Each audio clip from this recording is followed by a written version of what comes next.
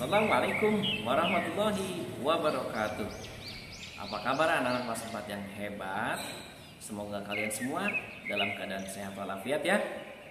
Dan semangat untuk melakukan aktivitas hari ini. Alhamdulillah, pagi ini Allah masih memberikan kepada kita kenikmatan yang begitu banyak. Semoga dengan nikmat yang Allah berikan ini kita bisa melaksanakan aktivitas dengan baik. Salawat serta salam semoga senantiasa terlimpah kepada baginda Nabi Muhammad Sallallahu Alaihi Wasallam. Anak-anak, pada kesempatan hari ini kita mulai kembali melaksanakan kegiatan pembelajaran jarak jauh, di mana materi kita hari ini tentang sumber daya alam.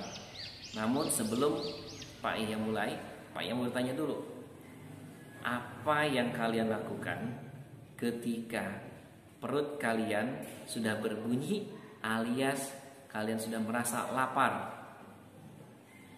Ya, pasti kita melakukan yaitu makan. M-A-K-A-N. Kita pasti melakukan kegiatan yaitu makan.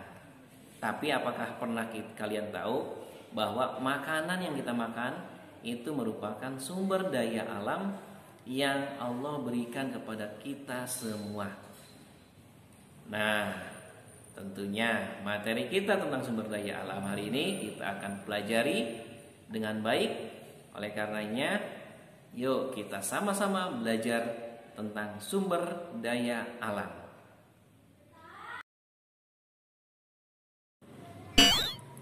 Nah, anak-anak, ada yang tahu apa yang dimaksud dengan sumber daya alam?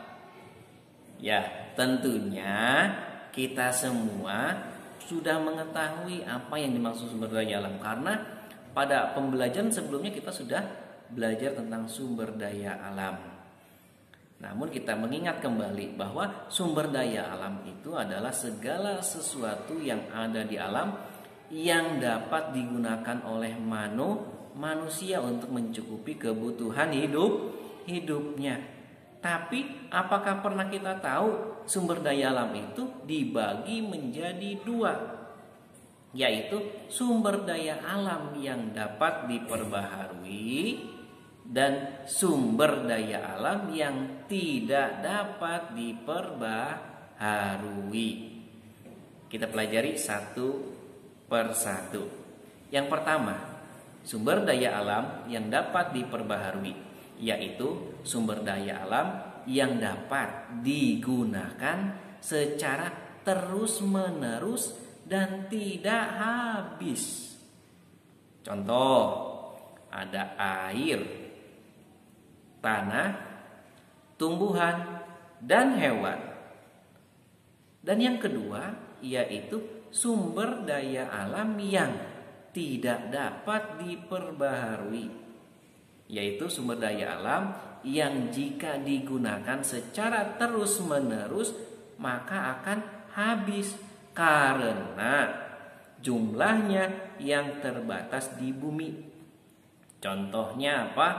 Yaitu dari barang tambang seperti ada minyak bumi, ada gas alam, dan batu bara. Sedangkan dari barang galian contohnya ada emas, timah, besi, perak, dan masih banyak yang lainnya. Nah, itu adalah pengertian daripada sumber daya alam yang dapat diperbaharui dan sumber daya alam yang tak dapat diperbaharui. Begitupun contohnya ya. Sudah paham kan kita jadinya bahwa sumber daya alam dibedakan menjadi berapa? Dua.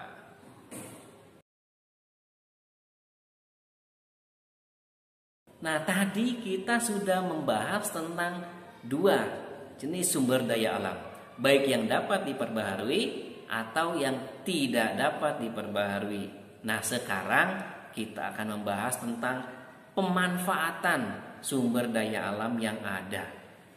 Yang pertama di bidang pertanian, yaitu kegiatan pemanfaatan sumber daya alam berupa tumbuhan untuk bahan pangan.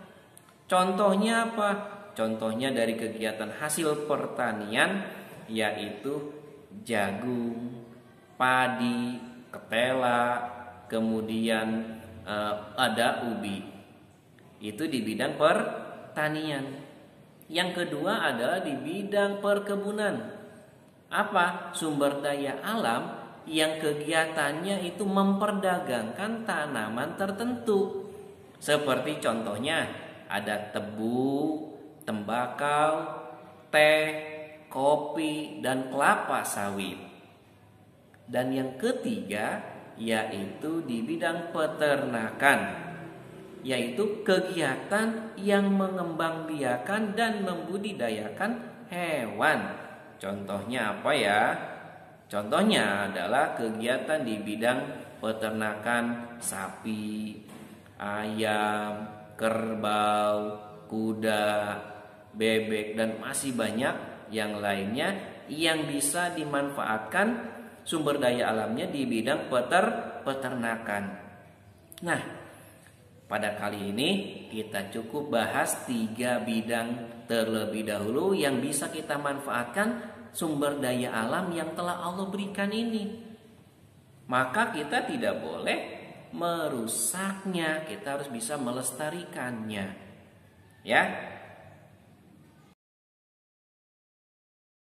Nah, sebelum kita tutup dan kita akhiri kegiatan pembelajaran kita hari ini, ada kuis yang harus kalian kerjakan. Silakan simak kuis berikut ini.